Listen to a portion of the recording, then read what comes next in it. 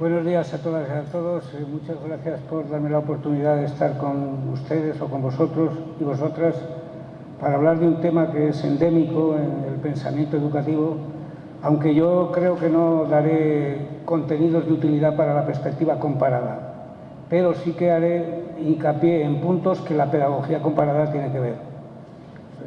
La comparada yo la llamaba en cierto sentido la geografía pedagógica, y lo que contiene la geografía pedagógica no es comparable, sino que es un producto colaborativo. El tema del profesorado en general, como soy el primero, voy a meterme por el campo sin precauciones. El tema del profesor es un tema sospechosamente manido por la investigación pedagógica. No hay profesión que acapare tanto interés por parte de la misma profesión como la de profesor. Los médicos no hablan de médicos, hablan de enfermos. Los ingenieros no hablan de los ingenieros, sino que hablan de la ingeniería. Y los veterinarios hablan de los animales, no de los veterinarios. Los profesores hablamos mucho de los profesores. Y esto es sospechoso. Esto quiere decir que hay algún factor de algún tipo que merece la pena rastrear, por el cual se produce esta circunstancia, que da un carácter un poco, si me permiten, llorón a la profesión docente, porque habla mucho de sí mismo, se conmisera consigo mismo, porque es una profesión muy ambigua, en muchos sentidos que trataré de expresar. Es un tema que acapara la atención divinizada de los humanos. Sin embargo, es una profesión que no siempre está elegida por los mejores humanos, lo de mejores entre comillas.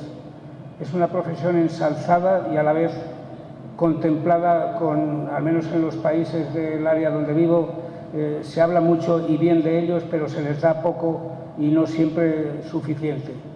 Es una profesión muy numerosa, que es muy difícil ponerla en un nivel económico al día porque es un gasto tremendo, y en cualquier caso sí que conviene destruir la idea de que hay un solo profesor, un profesor tipo, sino que hay muchas modalidades de ser profesor.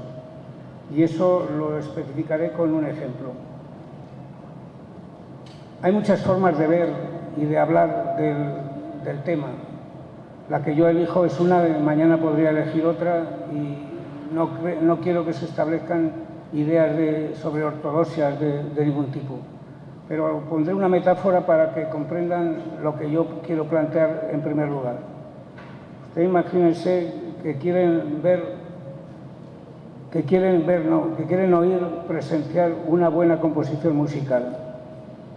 Y yo les diría que para formalizar lo que hay dentro, creo que tiene que haber una buena partitura, una buena pieza musical, porque de lo contrario la gente no podrá oír ni disfrutar de la música. Tiene que haber una partitura de calidad, a ser posible con un gran autor detrás, Mozart o Pablo Milanés, me da igual. Tiene que haber un contenido que dé sentido a lo que se va a hacer, a la música que va a ocurrir. Pero eso no es suficiente. Para entender la música tengo que comprender que hay unos ejecutantes, los músicos. Y los músicos interpretan la partitura, pero hay variedades de interpretación, hay posibilidades distintas de participar, de ejecución musical. Se puede adecuar a un ritmo, a otros se hacen versiones. El texto era único, pero se puede traducir de múltiples formas, según los ejecutantes, que por supuesto tienen mejores o peores instrumentos, violines Stradivarius o guitarras de 4 cuerdas rotas, pero está claro que según los instrumentos y quien los ejecuta, dependerá la calidad de la música que oigamos a partir de una misma partitura. Después hay un director de orquesta. Cada cual sabe qué parte de las pautas que hay en los pentagramas debe ejecutar. El violinista sabe cuándo le toca y el del bombo sabe cuándo le toca porrearlo. Todos están dirigidos a un mismo fin, pero cada cual hace una cosa distinta que se conjunta con los demás, y el director de orquesta le debe dar un tono especial, porque una cosa es Barenboim y otra cosa es el director de mi pueblo, ¿no? Es decir, que el director de orquesta cuenta mucho, y a la partitura la puede someter a cambios y a los músicos los puede disciplinar o dejar que menear el ritmo, poner un ritmo como quiera. Y después están los ejecutantes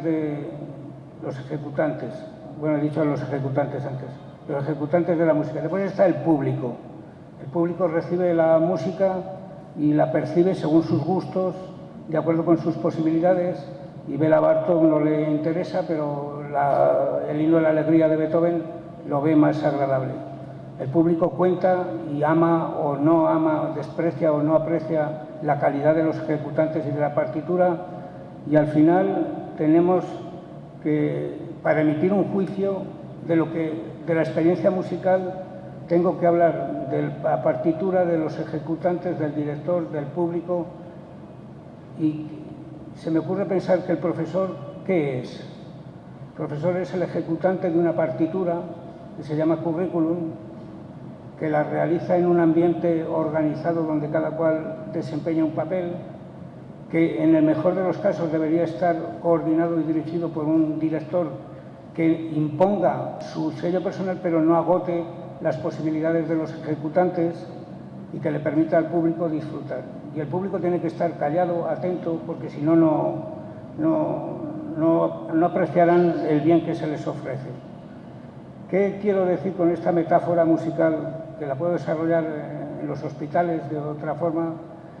Que la docencia da una calidad al sistema, el profesor da una calidad al sistema que está condicionado por el texto de la partitura, por el instrumento que toca, los medios que tiene y el público que escucha. Es decir, el profesor no es algo que se pueda definir por sí mismo y en sí mismo, sino que el profesorado depende de una coyuntura, de un contexto, de un planteamiento, donde hay directores de orquesta o no hay directores de orquesta, donde hay buenos instrumentos o no hay. Y como dice un autor, que soy yo, es que no quería citarme, lo malo del profesor es que no toca el piano, a ver si me comprende la metáfora, sino que toca el organillo.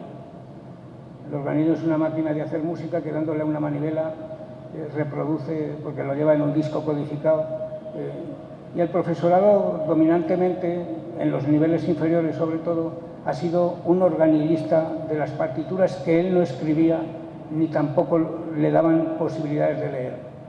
Y es una profesión que tiene que poner inexorablemente encima de la mesa un margen de autonomía imprescindible. El profesor no es que deba tener autonomía, es que la tiene. Y entonces es cuestión de aprovecharla. Pero no podemos concebir a un profesor preso de la partitura, pero sin la partitura quedará en un profesor de la nada. Y corrientes hay en la historia que han luchado contra los contenidos para favorecer la visión humanista o la visión social de los profesores. Después de este preámbulo, ¿me controlas el tiempo o alguien me lo controle? Y me diga cuánto falta para saber por dónde puedo cortarlo. Quería tratar dos temas. ¿Cómo se construye la profesionalidad docente? ¿Qué ámbitos tiene? Ya he dicho una presentación sintética con la metáfora. Y entonces va pues Ana. La construcción de la profesionalidad docente. Pásamela. Supongo que aparece una cosa con muchas manchitas azules, ¿no? Ahora, es que no tengo retrovisor. Lo que ocurre es que el profesor no es una profesión independiente, no porque dependa de la administración educativa, sino que forma parte de la historia, y la historia no la construyen los profesores fundamentalmente, ni siquiera, y por supuesto no exclusivamente. Hay una situación en la sociedad actual que nos reta a pensar el problema desde una óptica global. Los profesores, aunque estén aislados del mundo, en el mundo, nunca estarán solos en el mundo. Y lo que ellos hacen depende de lo que ocurre, y lo que ocurre dependerá quizá menos de lo que ellos hagan. El profesor es sujeto que recibe las influencias del mundo, pero él no tiene tanto espacio en el mundo, aunque tiene un papel importantísimo de primera mano. Pero hoy la escolaridad en determinados niveles de desarrollo económico está perdiendo peso respecto de otros ámbitos de educación. No creo que sea su caso, afortunadamente. Pero la sociedad es la que es, y la sociedad está imponiendo una serie de lenguajes que están cambiando nuestra forma de percibir el mundo pedagógico y el de los profesores y profesoras en particular. Esos términos no copien, porque les puedo dejar la fotocopia de la transparencia y se la reproducen y así se despistan con otra cosa o atienden con más atención. Este es el lenguaje que nosotros conocíamos de la educación. Esos términos, más que menos, no todos, según a quien, les sonarán algo de haberlos visto, leído y discutido en el sistema pedagógico. El sujeto, el aprendizaje, la formación, la individualidad. Y esto es una muestra heterogénea, desordenada, que me está indicando los puntos que yo, cuando me hicieron maestro de primaria y mientras fui profesor de niveles universitarios primeros, a mí me sonaban los discursos que tenían que ver con el cuidado del niño, con la protección de la infancia, con la enseñar a aprender con gusto, motivar, hacerle reflexionar. Es decir, un discurso que se mueve más o menos en estos parámetros, ¿no?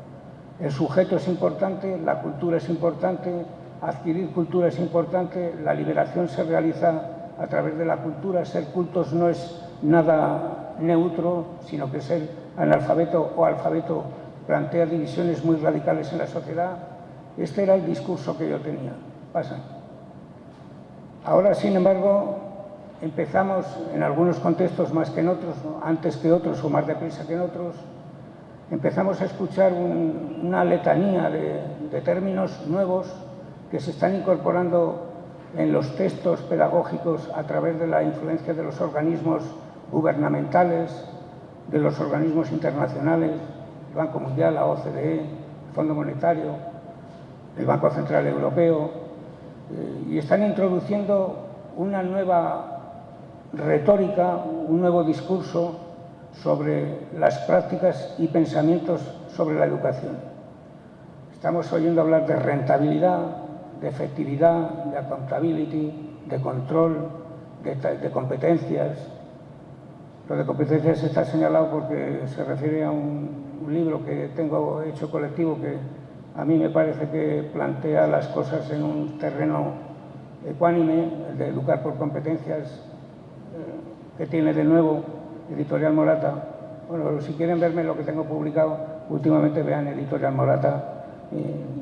He salido de allí algo, pero lo fundamental que he hecho está ahí. Es un lenguaje que plantea al profesor otra forma de ser, de comportarse, otra forma de pensar el sujeto, otra forma de ver cuál es el reto social que te cabe como profesional de la docencia, que te mira más el lado economicista de la realidad que el lado cultural o psicológico, que atiende mucho más a la eficiencia tal como la entienden que no a la justicia o a la calidad en términos cualitativos, que ve los rendimientos a corto plazo publicados por pruebas de aplicación externa. Habrán oído ustedes de sobra el PISA, que se maneja tanto en el mundo y que sin embargo no es nada sustancial, no cambia nada sustancial ni nada muy novedoso, pero amigo y amiga, es la OCDE, eso es un mecanismo que no tiene sabios identificados, pero tiene las 4 letras de las siglas y eso va a misa, ¿no? Eso va como una garantía de calidad de que eso es lo que hay que pensar. Antes citábamos a Piaget, a Vallon o a cualquier autor, ahora citamos a la OCDE, el Banco Mundial, la estadística. Estamos aprendiendo, nos están obligando a enseñar y no nos damos cuenta en una nueva forma de pensar. En lugar de ver el proceso de aprendizaje, veremos los resultados rápidos. En lugar de ver la forma personal de ser profesor, veremos el profesor pletórico de competencias. En lugar de ver la motivación, veremos la obligación, que es lo que está ocurriendo. En lugar de ver las relaciones profesor-alumno, veremos las relaciones del profesor con los resultados y el pago al docente por resultados que obtenga. Es decir, han cambiado tantas cosas y, como dice un autor, Reimer, cuando el vocabulario cambia, es que la realidad ha empezado a cambiar o quizá haya cambiado ya. Cuando un nuevo lenguaje aparece, la realidad se está transformando, o nosotros al menos con ese lenguaje transformaremos la educación, la calidad. Se maneja mucho el término calidad, nadie sabe lo que es, porque todo el mundo sabe para él o para ella lo que es, pero lo que es un buen vino para uno puede significar una cosa y para otro puede ser no tan buena. Es decir, lo bueno, lo de calidad, depende a qué criterio se refiera. Y los organismos internacionales nunca hacen alusión a la calidad entendida en términos de justicia, de compensación educativa, de igualdad de oportunidades. Piensan en otra cosa. Ese mundo nos está inundando la escuela y está haciendo del profesor alguien que se pone al servicio de la productividad económica, de la rentabilidad económica, que no ha de dejar fuera de sus consideraciones, pero nunca pueden ser las únicas consideraciones. Mi hipótesis de buena esperanza es que debemos revitalizar el discurso ilustrado, aquel discurso que cree en el sujeto, que cree en las posibilidades de cambio, que cree en las posibilidades de hacer las cosas de otra manera si queremos hacerlas. No solo si sabemos hacerlas, sino si queremos hacerlas. A la voluntad no la mueve, a la acción no la mueve tanto la inteligencia como la voluntad. O como decía Piaget, el sujeto se mueve no por el motor, sino por la gasolina, por el gasoil. Es decir, lo que nos mueve es la energía para actuar, y eso se llama compromiso, eso se llama estar comprometido con los sujetos que tienes a tu cargo, es hablar de otras cosas distintas de las que plantea este lenguaje. ¿Qué facetas? Pásame, por favor.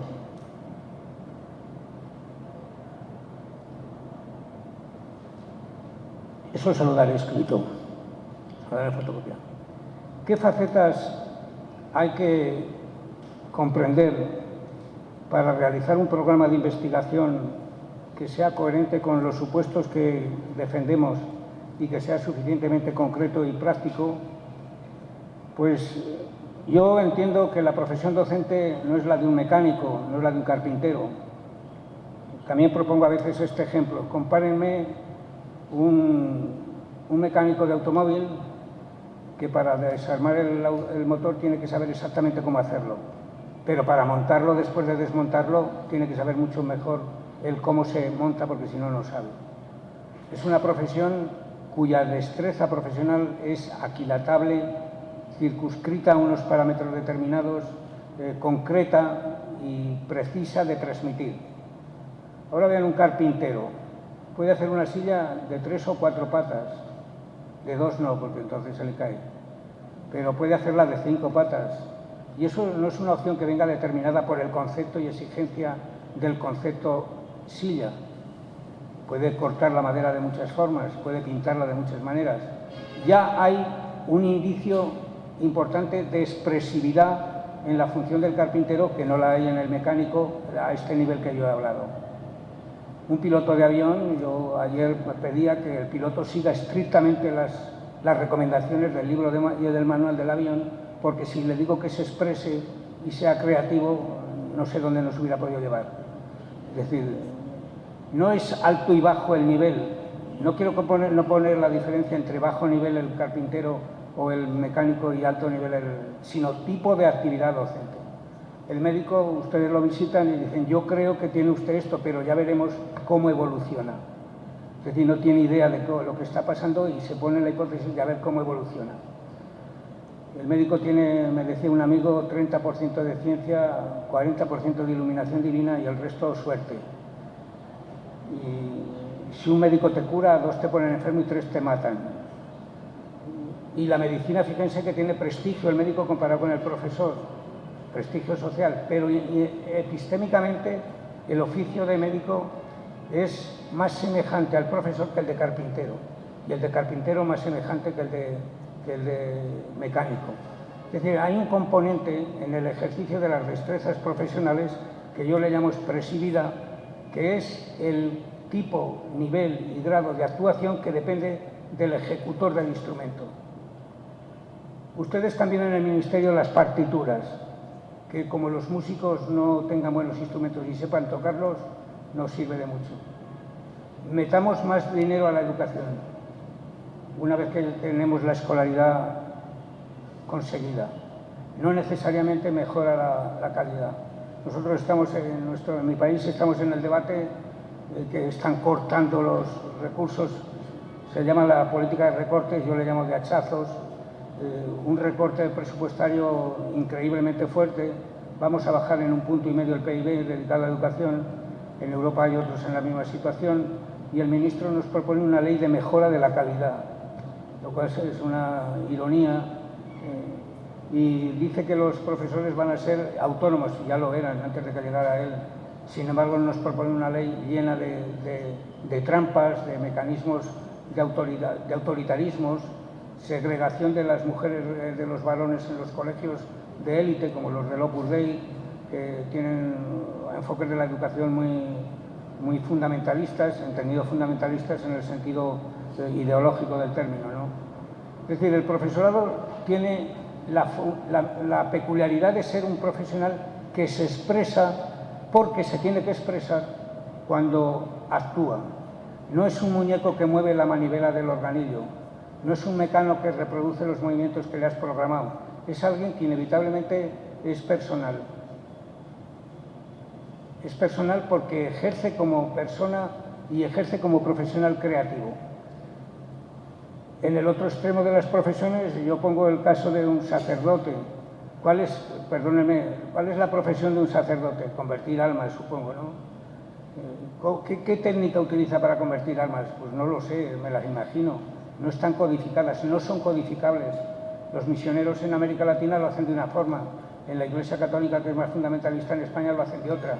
Es decir, no hay un solo camino único, y esto es muy importante que lo tengamos en cuenta en la formación del profesorado para evitar los fundamentalismos epistémicos, cambios de banda, pasarse de una posición a otra. En España yo recuerdo los tiempos en que hablaban de objetivos, que ha mencionado mi prestigioso presentador y mi apreciado presentador. Íbamos a resolver por medio de la escritura precisa de los objetivos de la educación. Recuerden a Bloom y compañía. La clave de la buena docencia estaba en saber programar los objetivos. Algunos vimos entonces, en el año 82, donde está, que aquello era una tomadura de pelo porque por definir la meta no llego yo. Tengo que tener claro por qué metas trabajo, pero no con qué caminos daré, porque en el segundo escalón me aparece un abismo y no puedo seguir el camino previsto. Era una pedagogía que era coercitiva para dejar la expresividad libre. Después han venido metáforas antitéticas, el profesor investigador en el aula, el profesor intelectual, el profesor liberador, el profesor... todas estas que han corrido, que procesa la información, el desarrollo cognitivo de los profesores, y con tanto lenguaje pretendidamente científico estamos olvidando la realidad institucional de la función de los profesores. Y eso es lo que quiero acotar en 4 párrafos en este gráfico que tienen ahí. Hay muchos ámbitos donde esa profesionalidad docente se expresa, se encuentra y se modula.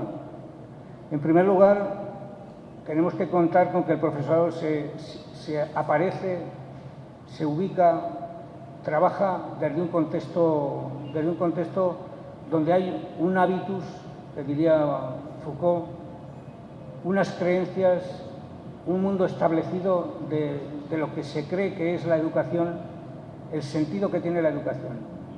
Sin esto no funciona nadie.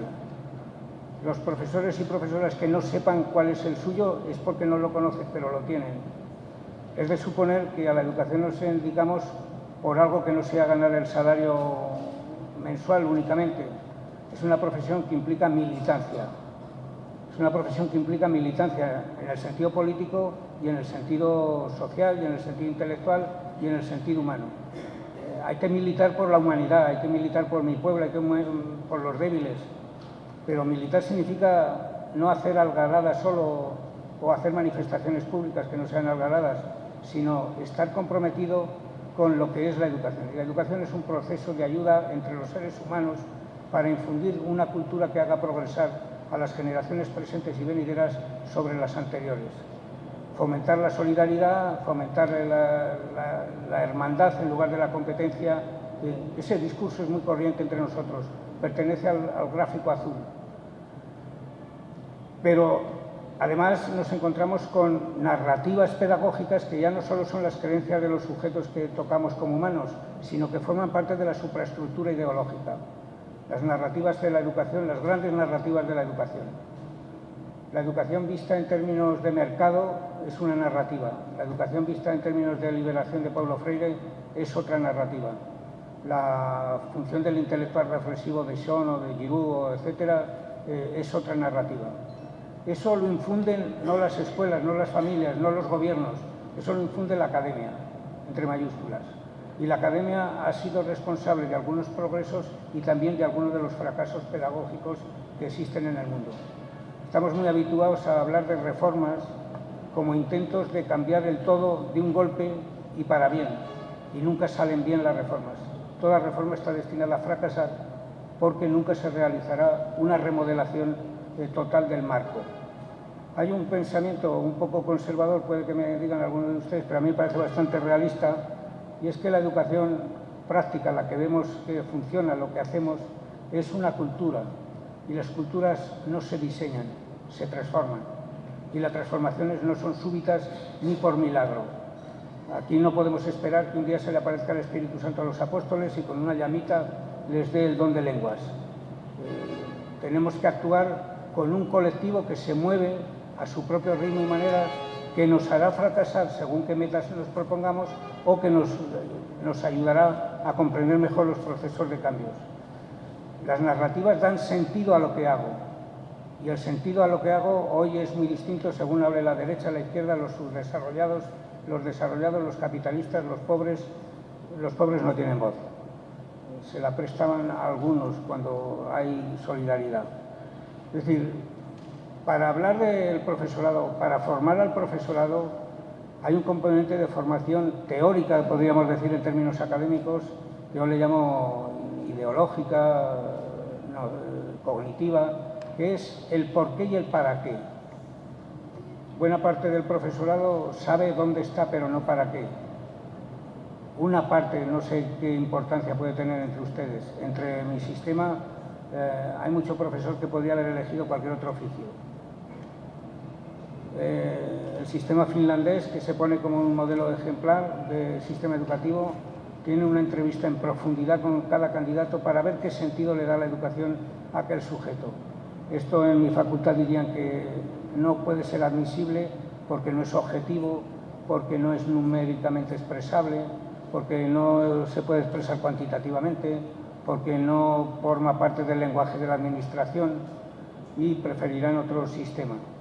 Pero las verdades profundas de la educación son verdades que no se pueden expresar en números, en reglas estadísticas. Hay que expresarlo en juicios cualitativos y eso implica estar al tanto de en qué narrativa me sitúo yo. Porque no basta decir que estoy haciendo la revolución, hay que hacerla. Y hacerla no es lo mismo que pensarla, aunque pensarla es fundamental para hacerla. Y hacerla no se puede hacer como se quiere el primer día, hay que cambiar porque la realidad se te revela. Y las reformas, esto es una ley que está vigente desde los años 70, al menos en el ámbito anglosajón, europeo, occidental y oriental, es una verdad asumida. La realidad no funciona como yo quiero, pero según lo que yo quiera puedo hacer que la realidad funcione de una manera o de otra. Es decir, el profesorado incorpora un elemento necesario de conocimiento teórico, estoy traduciendo ahora a términos de programas de formación. El profesorado necesita un contenido teórico que le dé idea de para qué está en el oficio, cómo está en el oficio, cómo han estado otros en el oficio o cómo podrá estar en el oficio. Este es el sentido de la educación. El último libro que he escrito se llama En busca del sentido de la educación y lo que me preocupa es que hemos perdido el porqué de lo que hacemos. Y le preguntas a un niño cuando sale de la escuela qué has aprendido hoy y algunos te dirán que no lo saben. En mi caso, muchos dirán que no lo saben. pero es que le preguntas a un profesor por qué ha hecho lo que ha hecho aquella mañana y no todos o todas serán capaces de dar razones justas, ajustadas y verdaderas. Ese es un elemento fundamental.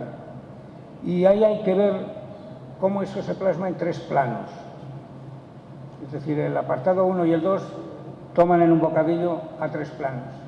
Hay que tener una visión de destino de la educación, hay que tener una política, que es un planteamiento ya práctico, pragmático, de actuar de la educación, y hay que tener proyectos de centro y prácticas de aulas coherentes. Es decir, la idea de cambio de la educación, de progreso en la educación, la tengo que ver en la visión general que mantiene una sociedad, un gobierno, en cómo eso se expresa en políticas concretas. Mi ministro dice que va a cambiar la calidad, pero va a aumentar las reválidas, que son filtros de salida a los ciclos, para ver quién pasa y no pasa, independientemente, no del todo independientemente de las calificaciones que ha obtenido el profesorado. Quiere endurecer los controles de paso y quiere disminuir el fracaso escolar. Mañana se presenta la ley en el Parlamento, la presentarán en el Parlamento y saldrá un testimonio de la prensa, donde estoy yo metido, porque hemos formado un foro de protesta que se llama el Foro de Sevilla. Lo tienen gratuito en la editorial Morata, lo pueden bajar gratuito, el Foro de Sevilla, y si quieren comprarlo, cosa que no les recomiendo desde aquí, vale solo 3 euros. Pero eso es para aquellos y aquellas que tengan obsesión por el objeto libro, pero con la inyección de internet es gratuita. El Foro de Sevilla, por otra educación es posible. Lo hemos elaborado un grupo de 20 y tantos intelectuales y ha sido firmado por miles de personas y salido en la prensa y en la televisión. Hay que presentar el ideario y hay que presentar la política. Y la política, si no es democrática, si no es colaborativa, si no es participativa, corre el peligro de convertirse en ilustrada al margen de la realidad y en un mandato que violente las normas de la cultura pedagógica, las reglas de la cultura pedagógica interna. Las políticas educativas se expresan en el proyecto inmediato. Son varias, posibles, democráticamente hay que admitirlas, aunque hay que criticarlas a fuego verbal e intelectual, porque toda política educativa es una. Hay otras, siempre hay otras, incluso desde tu propia perspectiva. Yo los cambios que veo en España ahora no tienen nada que ver a cómo los veía cuando participé en el gobierno socialista de 1985-86. La realidad es muy distinta y las reformas de entonces las criticamos por una razón y ahora las criticamos por otra, y algunas lo repiten. Porque, como dice Michael Apple, un autor norteamericano muy decente, a toda reforma le acompaña un tonto útil, que es el que le presta el lenguaje para hacer al político lo que a lo mejor no quiere hacer, o lo que quiere hacer sin decir lo que quiere hacer. No es que tenga reticencias contra la política, lo que tengo precauciones de... Hay un principio epistémico que llevo a cabo durante un periodo muy largo de mi vida: sospechar de todo lo que me digan. No desconfiar, sino el elemento de la sospecha epistémica de que esto puede estar queriendo decir lo contrario de lo que dice. Y este puede hacer lo contrario de lo que piensa, no con intención de engañar. Entonces, ahí es donde vería yo reflejado ese elemento, y los profesores tienen que participar activamente en todos los pasos. Los proyectos de centro es donde se concreta la reforma. Es donde el conjunto de músicos dirigido por el director interpreta la partitura, con un público concreto al cual haya que adecuarle la música y, a ser posible, que aguante sin dormirse la longitud de la sesión. El centro es el lugar donde se puede modular el currículum. El centro es el lugar donde se puede hacer de organillero o pianista, donde se pueden tener libros de texto o bibliotecas escolares. El centro es el lugar donde se modula la música para unos consumidores determinados. Y las prácticas de aula es el último lugar donde debe aterrizar la ideología, porque una cosa es lo que pensamos, otra lo que queremos hacer y otra lo que hacemos. Y los docentes estamos especializados en ver las cosas muy distintas según se vean en sí mismos en los demás. aquello de veo la paja en el ojo ajeno y no veo la viga en el propio, se da con bastante frecuencia. Esto, ¿dónde lo puedo yo ver reflejado? ¿Dónde yo lo reflejaría? En primer lugar, la profesionalidad del docente se proyecta en cómo trata las peculiaridades del alumno.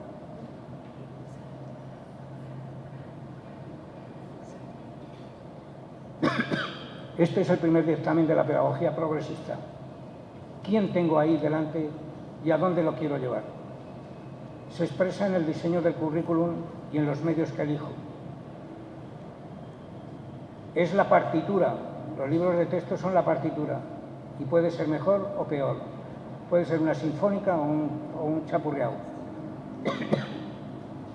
La partitura marca, en este sentido, en la educación primaria, fundamentalmente, secundaria en buena parte, y ahora también en la infantil, la industria editorial marca las partituras que se compran y se venden, o que se venden y se compran. Los libros de texto son la partitura y el bastón que utiliza el profesor para apoyarse en la partitura y en el bastón cuando se le desequilibra el cuerpo. Los libros de texto nos protegen de los malos profesores, pero los libros de texto condenan a los buenos profesores si permanecen en el... Es decir, ¿cómo maneja el músico el instrumento? Estamos en ese nivel de la metáfora.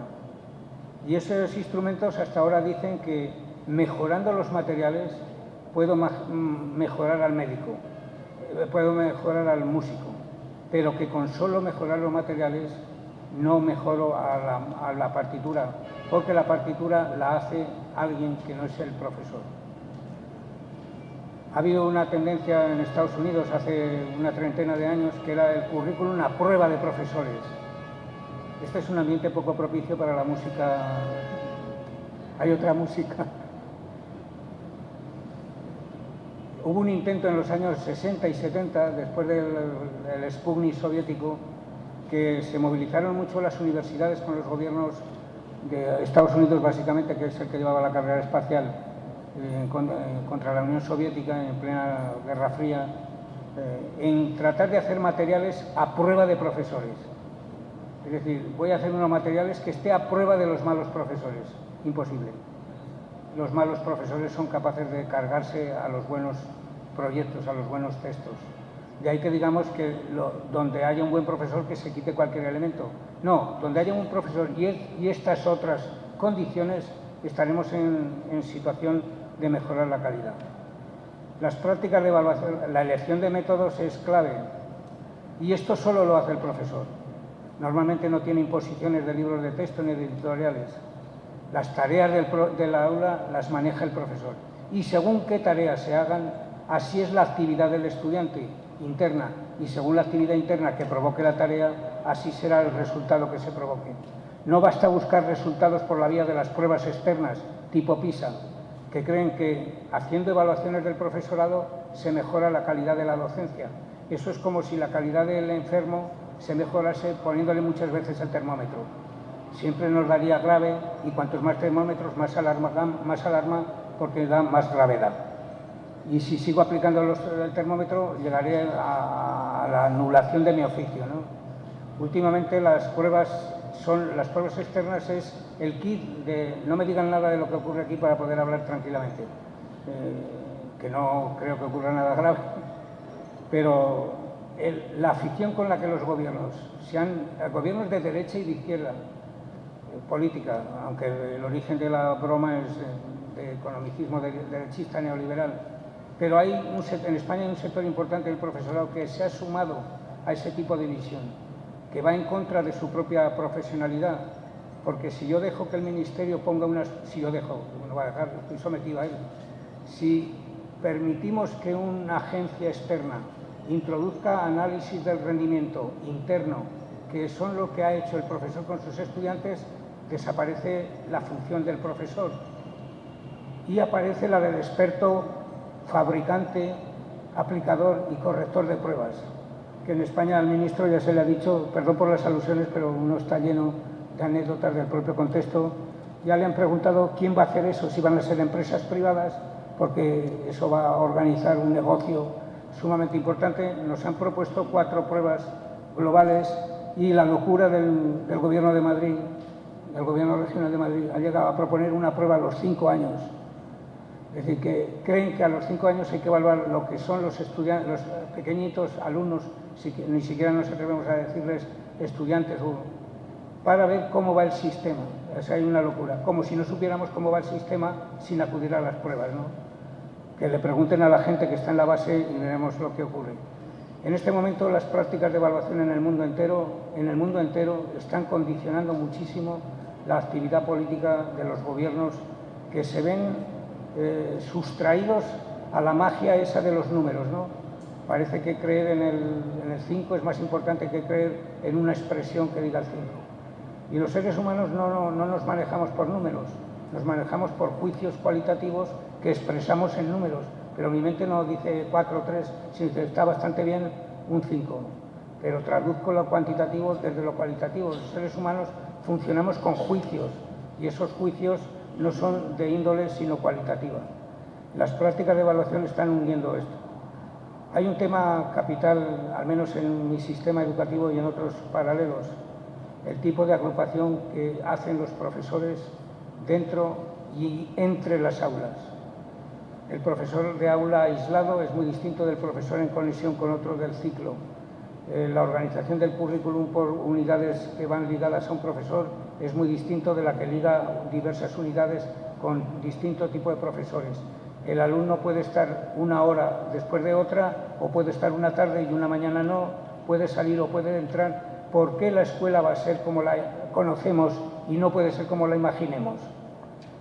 Yo no me represento el mundo de las nuevas tecnologías con la siguiente táctica. Niños, abrir el ordenador, valga la metáfora, abrir el ordenador por la página 33. Ese mecanismo de decisión didáctico, que es muy frecuente, no lo admiten las nuevas tecnologías. Pero ¿por qué de abrir el ordenador o la tableta de 12 a 1 y no de 7 a 9 de la tarde? ¿Por qué no lo puedo abrir cuando tenga 20 años y haya pasado el tiempo de la escolaridad obligatoria, en lugar de poder leerlo solo hasta los 12? ¿Por qué el derecho a la educación se lleva solo a cabo hasta una edad, una vez saliendo de la cual ya no tienes más educación? El derecho a la educación es un derecho universal, no solo de todos los sujetos, sino de todo el sujeto. Los profesores no siempre nos damos cuenta de que cuando apareamos a los alumnos y a los profesores con los alumnos en los centros bajo las distintas fórmulas organizativas, y aquí cabe pensar muy difícil, que hay un difícil terreno, porque aquí podríamos haber estado de muchas formas organizados, pero yo estoy detrás de un retablo eclesiástico. Aquí está el cura celebrando y ahí están los fieles están ustedes para verme a mí en el altar. A ver qué fórmulas se les ocurren para cambiar esto. Pues agruparnos por grupos, equipos, esas mesas no lo permiten. Este altar, ese estandarte, y ustedes ahí definen un espacio que proviene de la organización eclesiástica desde la Edad Media. Si ustedes comparan el reclinatorio de una iglesia, de una catedral, y la conformación de un pupitre, encontrarán un paralelismo tremendo. Solo que el pupitre tiene más espacio para poner el libro y el banco de misa tiene menos espacio, porque solo se lee en la tradición protestante y no en la católica, y en todo caso sería el misal, que es el libro de texto que llevan los fieles con el... Cambiar la cultura de la partitura y de la organización es mucho más difícil que cualquier otro cambio, porque cambiar la partitura implica cambiar la orquesta a veces. Yo tenía músicos de viento y la partitura me viene con músicos de violín, de cuerda. Eso es muy difícil. Está montado una especie de catecismo. El libro de texto procede del catecismo, de cuando los jesuitas vinieron a América, a lo que se llamaría más tarde América, y no fiándose la curia de la metrópoli, de lo que harían los frailes sueltos por las colonias, les dieron un catecismo para que todo el mundo explicara un mínimo común denominador, para que el fraile, el libro de texto catecismo viene de la Iglesia y no es para los fieles, es para los músicos de la casa eclesial, ¿no? El equivalente a la traducción. Y cambiar eso es muy difícil porque está inserto en los genes pedagógicos. Y las relaciones con familia es un tema que no quiero tocarlo más porque será, por supuesto, hay que pensar a un profesor en relación con las familias, porque en la sociedad actual, mucho más que en cualquier otra, este lazo siempre fue importante, pero hoy es más importante. Y es más importante porque las familias no pueden colaborar. Las familias que no pueden colaborar son las que más necesitan la atención de las familias en los centros. Es decir, que el centro inevitablemente tendrá que tomar el papel de familia, esto entre comillas, que a cierto sector del profesorado que yo conozco en mi territorio no le viene nada bien, porque hay un cambio sustancial en el abordaje de la profesionalidad. Si formamos a enseñantes o formamos a educadores. Si vamos a dar enseñanza y dando la asignatura mía cumplo, o voy a dar educación, con lo cual tengo que contemplar otras facetas. En la enseñanza secundaria, en toda Europa, en América no latina y en América Latina, esto es muy importante, porque dada la característica de las sociedades empobrecidas, depauperadas, la familia, más que colaborar con el centro, debe intervenir siendo parte receptora del centro. Y en Finlandia, que es modelo de los países ricos occidentales, las familias acuden a las escuelas para trabajar con los maestros y las maestras. Después, en casa ya no hace falta que vayan porque las televisiones y los medios técnicos que tienen permiten.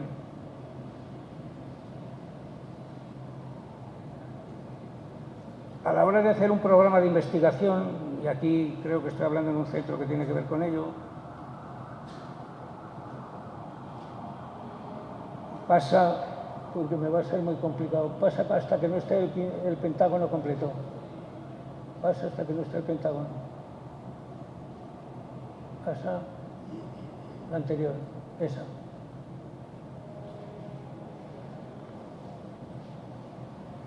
Cuando formo, cuando perfecciono, cuando hablo con profesores, cuando formo profesorado, cuando formamos profesorado, hay que ver en qué lo formamos, no solo el para qué que dije antes, sino qué aspectos de una filosofía, de una política y de una práctica se deduce para el caso de educar a los profesores. Aquí es donde viene otra vez la toma en consideración de la orquesta. ¿Qué es lo que me determina, siendo profesor o profesora, porque la mayoría son profesoras, aquí hay una muestra, qué determina, qué debe preocuparme, qué debe ser objeto del programa del currículum de formación de profesores? Este sería un cuadro que yo tengo en mente para confeccionar el currículum de formación de los profesores inicial o permanente o continuo o discontinuo, como quieran. Cuando yo me planteara un programa de formación inicial o no inicial, tendría en cuenta las siguientes consideraciones. Primera, la práctica de los profesores, la profesionalidad docente, la construcción de la práctica de la profesión docente tiene un componente moral. El profesor no es un técnico, sino que es un ser que tiene que reaccionar ante un componente moral de su profesión, que coja la chuleta adecuada. El profesor tiene que optar, tiene que decidir ante dilemas de tipo organizativo, de tipo político, de tipo práctico, si castiga o no castiga, si pone premios o no premios, si enseña esto o lo otro, qué es mejor enseñar esto o lo otro, tratar al alumno como una persona adulta o como un ser menor, como un ser pervertido o como un ángel que tiene oportunidades. Los profesores tienen una idea moral del sujeto, lo creen susceptible de ser corregido y mejorado y lo creen susceptible de no poder ser mejorado. En castellano hay un refrán que dice: el niño como el palo de pequeñito derechito. El niño como el palo de pequeñito derechito. Hay una antropología negativa muy notablemente establecida en la mentalidad de los docentes. Hay una mentalidad de si concebimos al estudiante como un ser libre con derechos propios o lo concebimos como un súbdito, como alguien que tiene que obedecer. En España se está poniendo de moda en las políticas de derecha el implantar y realizar leyes de la autoridad docente. Las 3 comunidades autónomas, provincias o regiones, como quieran, que están gobernadas por los partidos de derecha, el Partido Popular de Rajoy, han instalado y han aprobado la Ley de Autoridad del Profesor. Tras una demanda de los profesores para ser protegidos frente a los alumnos que les agredan. Y el profesor ha reclamado y le han concedido en esas 3 comunidades, las otras que son socialistas o nacionalistas, del tipo País Vasco, Cataluña, se han negado a hacerlo. Es una lucha ideológica. La Ley de Autoridad del Profesor es que ante una posible declaración ante el juez, la voz del profesor tiene valor preeminente sobre la de padres o sobre la del alumno.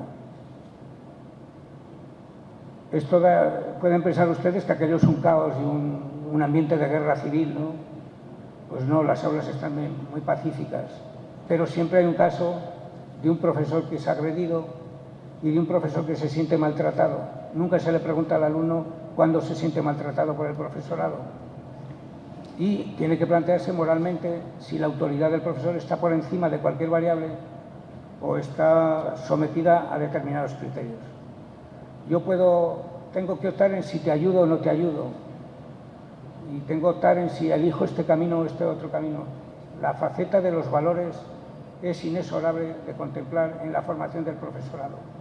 No hay ciencia ajena a los valores y no hay aplicación de la ciencia ajena a los valores en el tema del profesorado, porque trabajan con materia humana y el material humano no solo es cualificable por variables de inteligencia, sino por valores de valores. Y eso es absolutamente fundamental. En los programas de formación del profesorado o está metido como ideología o está metido como una religión, pero no como una discusión entre religiones. En España no cuaja, ya saben que se dice que vamos o delante de los curas en procesión o detrás amenazándoles. Es una versión de los años 40, después de la Guerra Civil, pero que es una imagen que perdura. Allí estamos detrás de los obispos, que ahora no dicen nada porque el Partido Popular está haciendo todo a medida de sus gustos. Han quitado la asignatura de ciudadanía, de formación de la ciudadanía, y han impuesto la de religión. Cuando la Constitución dice que el Estado es laico y que se pueden enseñar cualquier religión, pero la católica tiene, por unos pactos con la Santa Sede, más privilegios de tipo económico, de tipo fiscal y de tipo pedagógico. La enseñanza concertada, que se llama privada en España, es básicamente de la Iglesia Católica. Ellos sí que creen que están haciendo una consideración moral de su profesión, pero de sus valores, no de los otros valores. No hay valores cívicos a partir de su intervención. El componente moral se ha despreciado o no se ha apreciado lo suficiente en el caso de la pedagogía. Buscando la ciencia, detrás del número, de los test, de las pruebas de estadística, hemos perdido el sentido de lo que vale la educación para la gente, a los distintos niveles. En segundo lugar, esto ya es más aceptable desde el punto de vista del pensamiento común, hay un componente cultural.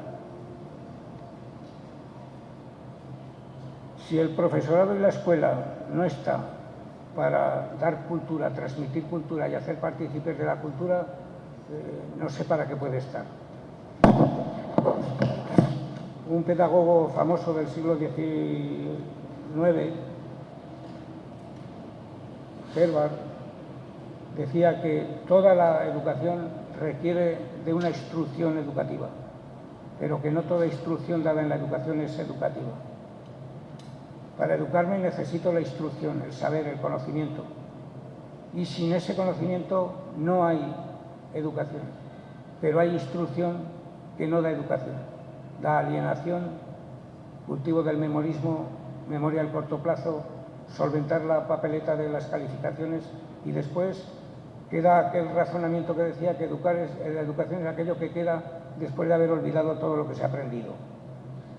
Es una teoría formal que dice que si los órganos de la mente, esto es la teoría escolástica, si un órgano de la mente es ejercitado con una materia, el efecto del ejercicio perdurará independientemente de la materia. Esto no hay quien se lo crea, porque nada es independiente del contenido, aunque después tengamos capacidad de globalizar. El componente cultural quiere decir que el profesor y en las sociedades no desarrolladas, en el sentido que son las desarrolladas, y las sociedades emergentes tendrán que tener en cuenta que el profesorado no se le puede hacer un experto académico sino un experto en cultura. Y la cultura es más amplia que el currículum. Esto lo he teorizado en muchos sitios y no les voy a marear. El currículum es una versión de cultura curricularizada que muchas veces se compagina muy mal con lo que creemos que es cultura. Los niños aprenden a leer y a escribir y eso es cultura, pero aprenden lo que es un semantema, lo cual ya dudo que sea cultura para ellos, aprenden lo que es una fanerógama y aprenden lo que es el SO4H2, pero no sabemos si aprenden lo que de conocimiento auténtico sea. El profesor del pasado se le consideraba muy poco necesario, al de primaria, muy poco necesitado de componentes culturales. La prueba es que tiene una formación corta o tenía una formación corta. El profesorado de secundaria tenía que saber más y el de universidad más. Pues bien, ahora hay que decir que todos tienen que saber más y que el reto cultural del profesorado es una de las cosas, yo he visto desde mi sociedad, que tenemos pendientes. Esto no se puede decir, pero lo voy a decir, si están grabando, corten. El profesorado no siempre representa a la clase social más culta de una determinada sociedad. Yo calculo que en España en ciertos momentos dije que un 30% del profesorado tiene menos nivel escolar, educativo y cultural que los hijos que se educan con el profesor. Hay familias que tienen más alto nivel cultural que el profesorado. Esas familias podrían y pueden y lo hacen en otros lugares reclamar el derecho a instruir a sus hijos, porque aquello de llevar al hijo para que me lo eduque ya no le vale, porque él lo educa y a veces dice que mejor. Las homeschool es el movimiento que saben que Estados Unidos está ganando fuerza y en Europa igual, en España hay un pequeño núcleo por levante, pero va creciendo. Es la gente culta, la gente que está de Europa disfrutando la tercera edad o la vacación de un mes y otro no, o de un mes trabajo y otro no, la que está acompañando. La labor cultural del profesorado se necesita urgentemente en la época en la que aparecen otras vías de expresión de la cultura no necesarias del profesorado. Me refiero a Internet y los contenidos de Internet. El ebook no va a sustituir al no ebook. El ebook no sustituirá al Quijote encuadernado en papel de lujo.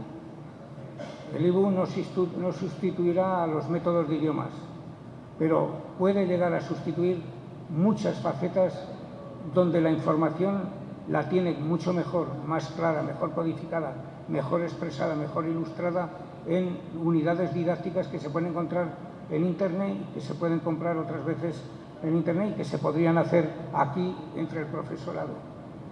No comulgo ni simpatizo con la idea de que el sistema educativo formal sea sustituido por el online. Yo prefiero estar inline y prefiero hablar a un amigo por teléfono y saber quién es, que no apuntarme a Facebook para que salgan amigos todos los días que quieren hablar conmigo. Yo no quiero con ellos, porque no sé quiénes son, no me interesan, me podrían interesar, pero yo no puedo estar al tanto de todo el universo. Pues el teléfono sí, domino a los que quiero llamar y no lo cojo cuando no quiero contestar y llamo a las horas que considero oportunas. Internet rompe los criterios de buen docente, de docente oportuno, de enseñanza al momento y nos obligará, queramos o no, si no queremos, peor para nosotros, a ver cómo integramos las nuevas tecnologías en la vieja pedagogía. No integrar la vieja pedagogía en las nuevas tecnologías, que es lo que normalmente se hace. Integrar la pedagogía en las nuevas tecnologías, para lo cual no hay que hacer revoluciones. Hay que incorporar el ordenador al aula como un instrumento más de trabajo. No hay que reconvertirse a las nuevas tecnologías, sino que lo mismo que pasó del papel malo al papel bueno, pues paso de la información sucinta y poco exhaustiva a un planteamiento de formación general. Yo sé que en Internet puedo encontrar esta charla en YouTube dentro de unos días. Es un ejemplo. Pero otro no sabe que yo puedo encontrar eso. Yo sé que quiero encontrar y lo busco, pero hay quien no sabe qué buscar. Las nuevas tecnologías tienen una peculiaridad enormemente sencilla y decididamente trascendental, que su uso depende de la capacidad del usuario. El usuario de un martillo no puede ser otro que dar martillazos, a lo que sea, pero dar martillazos. Una base de datos de Internet puede utilizarse para muchas cosas. Yo, por ejemplo, la he utilizado para ver cuántas veces se nombra la palabra profesor en los libros editados en español desde el año 70 al 2000. Está la base de datos del Ministerio de la Educación y Cultura, que es el ISBN, y allí puedes encontrar todos los títulos publicados en España. Hay otra base en América Latina para el español, que no sé si está en Buenos Aires, no sé si la coordina Buenos Aires, pero esto lo trató la Oficina de Iberoamericana de Educación, de hacer un ISBN conjunto. Cataluña se ha separado y tiene su ISBN específico. Yo, a través de Internet, puedo ver cuántas veces citan la palabra profesor y veo los que citan la palabra alumno. Y lo hice una vez y me salió del orden de 3.000 por 500. Si ustedes miran las páginas de web que aparecen en español o castellano y las que aparecen en inglés, ¿qué se van a encontrar? Un predominio del inglés bárbaro. Ya sé que el mundo anglófilo va a salir más que el mundo hispanófilo. Si ustedes quieren, ahora se ha abierto, me ha dicho Mariano que yo no lo sabía, que no lo había visto, el Google Art, donde quedan reflejados los principales museos del mundo que los ha pasado. Ahora parecerá de uso gratuito, pero acabará cobrándose. Yo no tengo que ir al Prado, debo ir si puedo, pero puedo saber muchísimas cosas del Museo del Prado viéndolo a través de pantallas gigantes, donde el cuadro ya se asemeja más a la realidad que la pequeña fotografía o que el pequeño dibujo. Es decir, hay funciones que se utilizarán si se saben y si se quieren utilizar. Entonces no hay que cambiar la tecnología, hay que cambiar a los usuarios de la tecnología. Y eso se cambia hoy fuera del sistema escolar, no dentro del sistema escolar. La destreza informática la ha adquirido el alumnado en la calle, con los amigos, en las tiendas, en las bibliotecas, en los salones, y en la escuela ha penetrado. La estadística que tengo yo es que penetra en tercer lugar como fuerza impulsora a la escuela.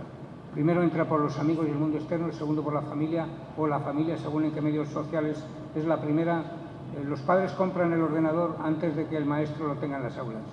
Y cuando lo tiene en las aulas ha sido obsoleta ya la tecnología y tengo que cambiarlo. Y eso es El componente cultural va a ser un tema absolutamente sustancial para enfocar el profesorado, la validez del profesorado actual y la que viene. El profesor no se va a salvar o queda como cuidador de alumnos pequeños, guardería, o queda como elemento cultural.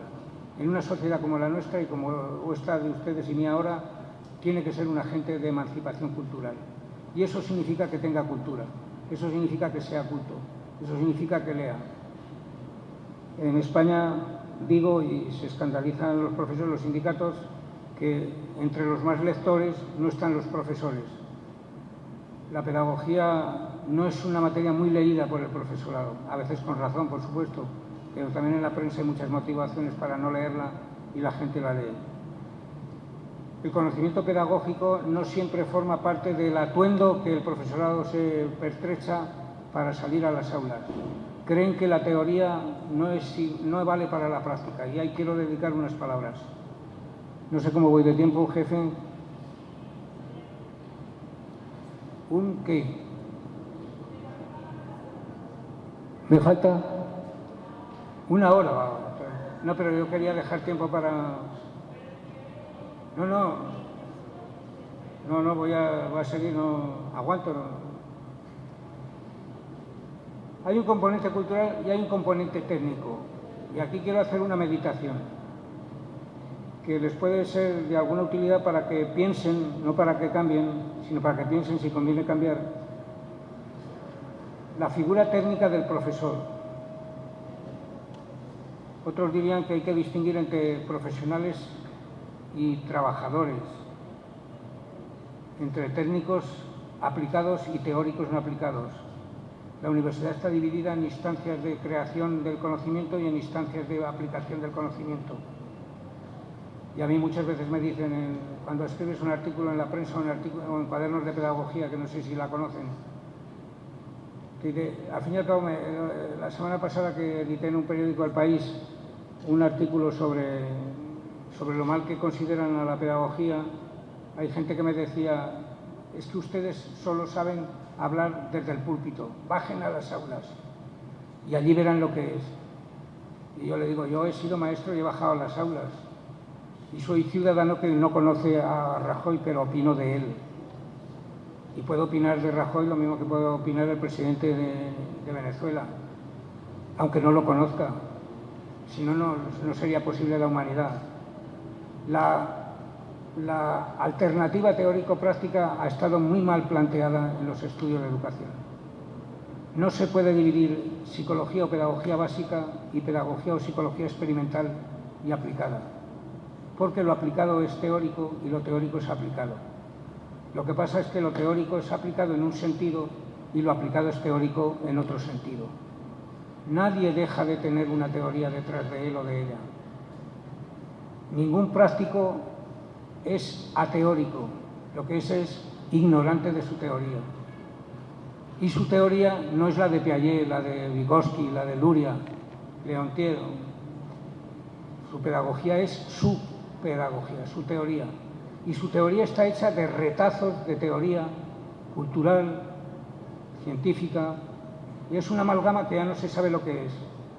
Pero es un conjunto de reflexión, teoría, práctica, que el profesor no puede hacerlo mientras va en moto, perdonen la metáfora, sino mientras está parado antes de tomar la moto. Cuando tome la moto o tiene claro lo que hay que hacer o se cae.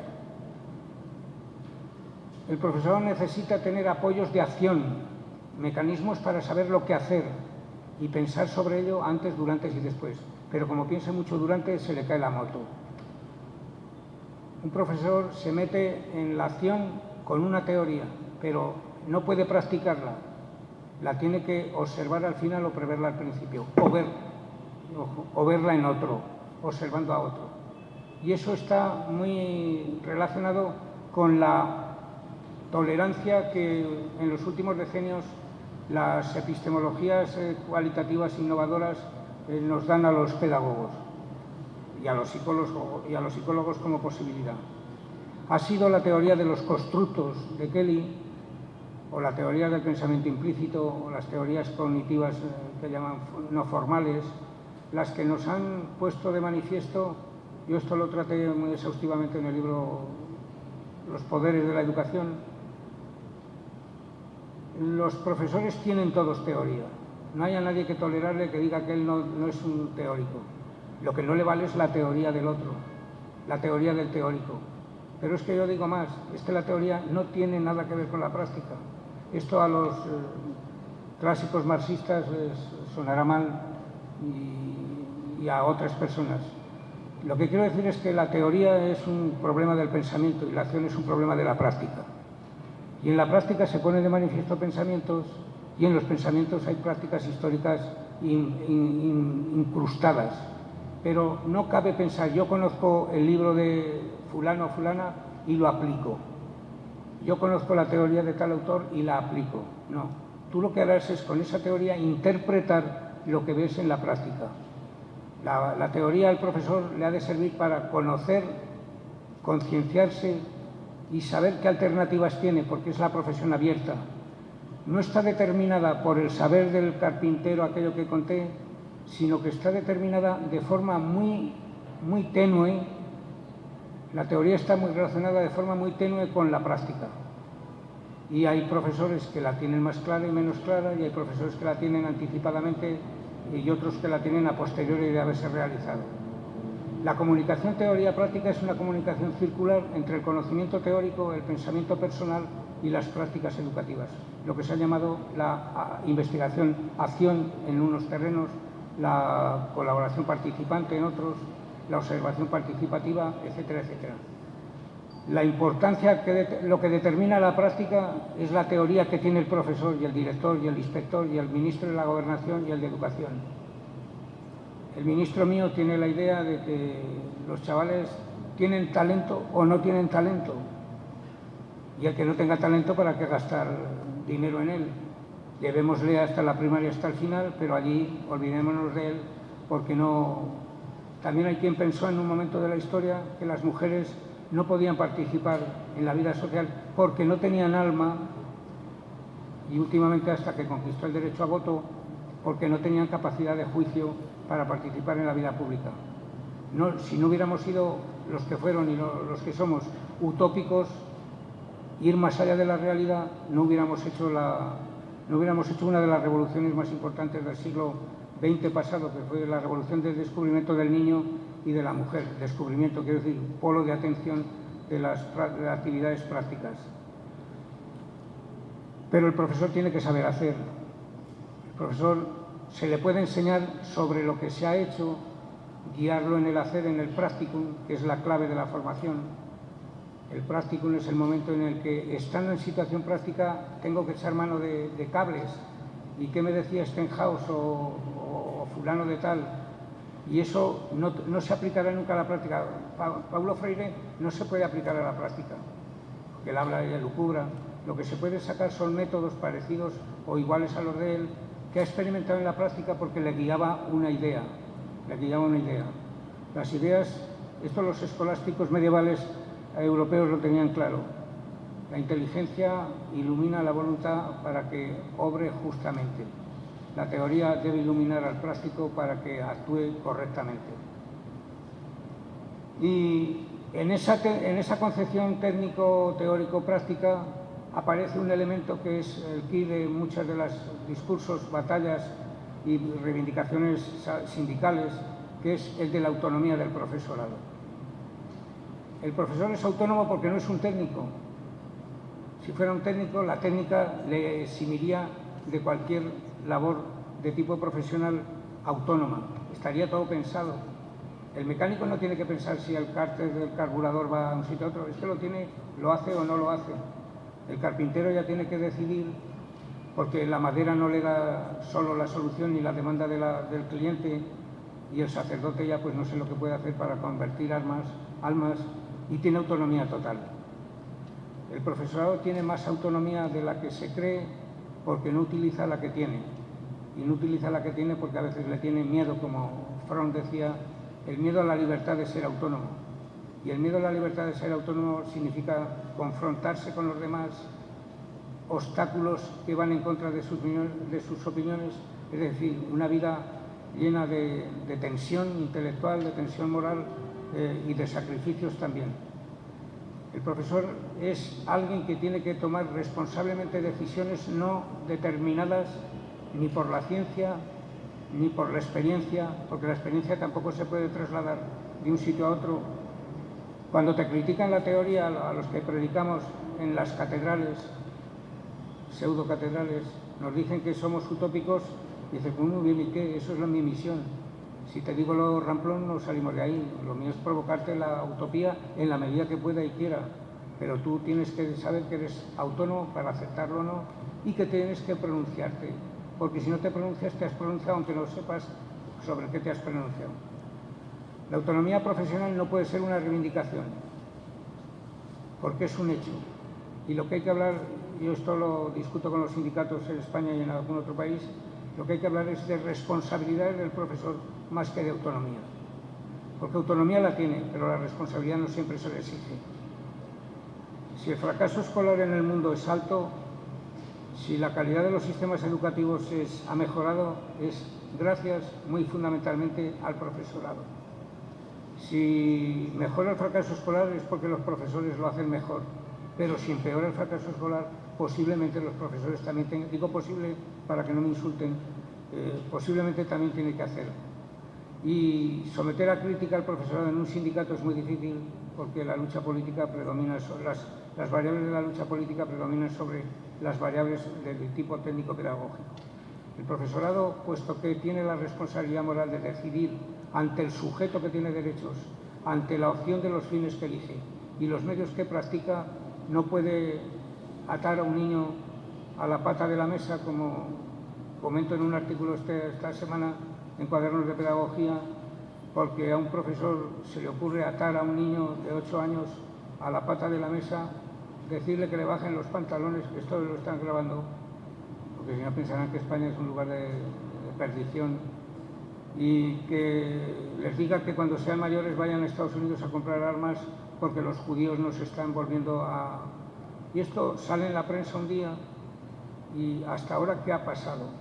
Que la prensa no se ha enterado, porque alguien tenía que saber eso. Los niños lo padecían, pero algún profesor o profesora compañera algo debería sospechar. Y si no sospecha, ¿qué tipo de docencia se está habiendo y estamos realizando donde no se descubren esas cosas? La Administración, coincidió un fin de semana, la Administración se puso a ver qué medidas podía tomar. Hombre, échelo de hoy para hoy, ahora mismo, y después ya veremos qué se le hace. Pero ese señor hay que apartarlo.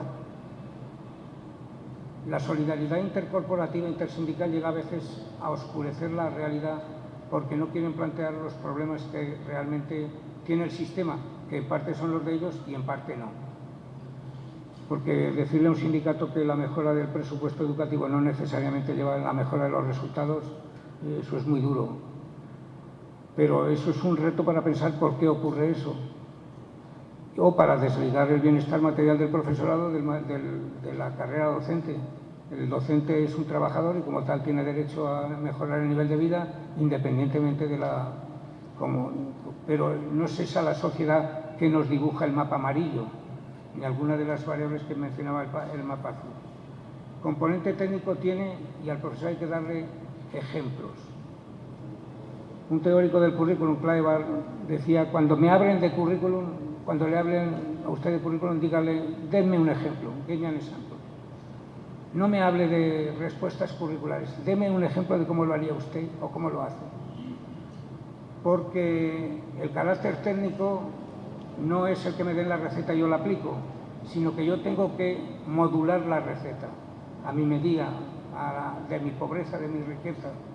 El profesor, decía Stenhouse, siempre es un investigador en el aula, aunque no le definamos su papel como investigador en el aula, porque siempre tiene que dar algo de lo que no viene dado, añadir algo que no viene explícito, poner algo de su parte, decir lo que va a hacer, aunque no lo haga del todo así. El profesor es autónomo necesariamente, inevitablemente y a veces lamentablemente. Digo a veces, no digo cuántas. Las ciencias de la educación, desde esta perspectiva, yo las concibo de otra forma como están pensadas. No me sirve leer libros gruesos ni actuales, mejor que los lean actuales, pero debo pensar que lo que yo doy tiene que actuar en los circuitos mentales del profesorado y esos bajarse con él y verlo cómo funciona en la arena. Y la formación de profesores tiene que estar ligada al desarrollo curricular y a la política de innovación. No se puede mejorar la escuela si no se toca a la vez todo, aunque no todo se revuelva de repente.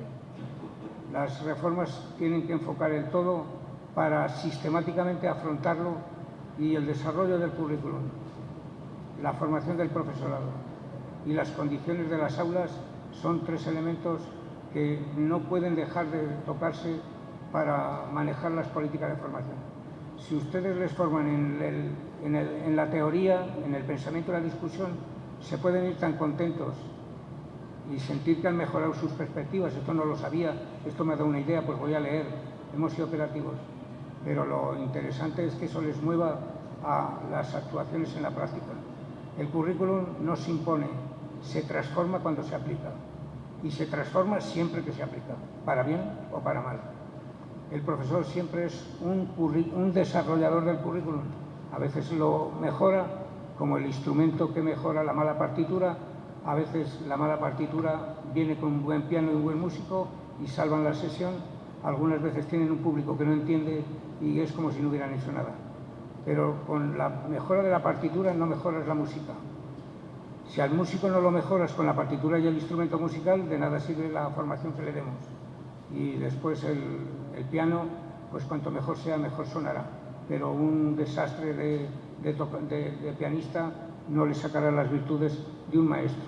Y la práctica profesional es esto, la expresividad de múltiples factores sociales, personales, corporativos, y no solo la expresión de un dogma teórico o de un dogma práctico. A Roma se va por muchos caminos y pensando formas diferentes se puede encontrar mayor grado de verdad que si no se hace. El valor de la experiencia. La profesión docente legitima muchas veces su forma de actuar y de pensar en función de la experiencia. Yo tenía un profesor que decía que hay años de servicio que merecen años de presidio. Y un autor decía que la experiencia es la forma de mantenerse engañado para no reflexionar sobre lo que se hace.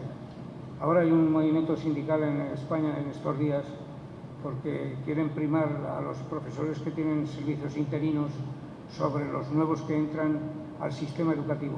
Y se produce el problema de que hay nuevos que quieren entrar al sistema educativo con altos niveles de realización en los contenidos, que son desbancados de los rankings por aquellos que tienen más experiencia ya, pero que no han validado sus contenidos.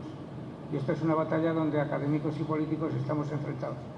Yo digo que mientras no se supere un mínimo de contenidos académicos, no podemos entrar a considerar la experiencia. No puedo tolerar que haya un mal profesor de inglés habiendo un buen profesor que sabe inglés, aunque tenga 10 años de experiencia que menos sabe inglés respecto del que sabe inglés, porque el interés de mi negocio es que aprendan inglés. Si están experimentados, ¿son mejores? Pues no. La experiencia meditada, criticada y analizada sí es mejor que la no experiencia, pero la experiencia pasiva, acomodaticia, no es experiencia renovadora. Ya te volverás a mi forma de creer, ahora estás engañado, eso que le dicen al profesor que diga nuevo. Ya verás cuando pase el tiempo cómo te das cuenta de que la realidad es otra. El mundo de la socialización del profesor que se inicia es francamente deprimente a veces y desmotivante para el profesorado joven.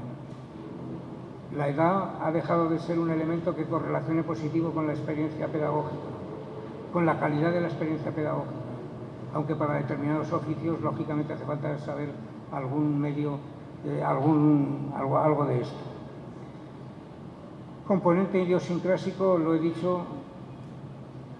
El docente no es un profesional, el docente es una persona que como profesional actúa. La persona tiene complejos, tiene formas de ver la realidad, tiene debilidades, tiene algún pequeño vicio, tiene a veces grandes vicios que oculta. El profesor sabe expresarse mejor o peor, no según le enseñan, que no le enseñan, sino según viene dado por idiosincrasia. El profesor es más o menos inseguro, no depende de los planes de formación.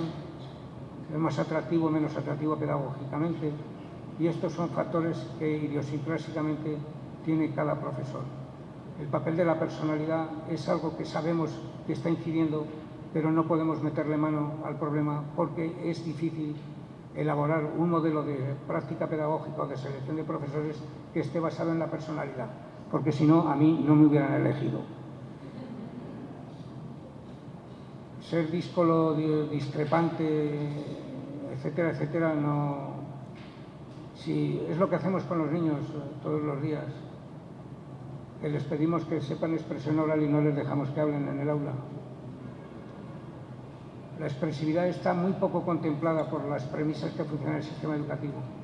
Compórtate como quien eres. El salvar al individuo, que puede ser concebido como una vieja variable liberal capitalista, pero es una variable liberal de libertad asimilada por todos, por las izquierdas y la derecha, la verdadera derecha que cree en la pluralidad, no en la que quiere ocupar el poder para hacerse con ella y eliminar toda la pluralidad. Lo mismo con la izquierda, como ha pasado en determinados sitios donde ahora vemos los restos que han dejado. La libertad profesional es algo muy poco apreciado, sin embargo muy sumamente importante. La creencia en que lo que hago es discutible, porque según nuestro filósofo Habermas, el mundo de la naturaleza se resuelve con leyes científicas, el mundo de la vida se defiende con argumentos. Y la verdad en nuestras ciencias no está en la fórmula, está en la contundencia del razonamiento, en la fundamentación del razonamiento y en la capacidad de convencer del razonamiento. Yo creo que con esto, la determinación burocrática empresarial, me he metido tanto con ello que hay códigos oficiales que someten a los maestros, códigos que penalizan, códigos de ética profesional hay pocos, reglamentos hay muchos, y a veces los burócratas nos inundan de esto creyendo que con eso cambian la realidad. Y como digo yo en España, la pedagogía no se cambia con el boletín oficial del Estado o con la hoja parroquial. Gracias.